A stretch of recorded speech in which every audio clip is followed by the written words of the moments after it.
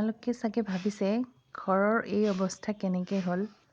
চব বস্তু একেবাৰে বিশৃংখল হৈ পৰি আছে। একচুৱেলি আমাৰ শ্বিফটিং চলি আছে। আমি এইটো ঘৰৰ পৰা আমি আমাৰ নিজৰ ঘৰলৈ যাম।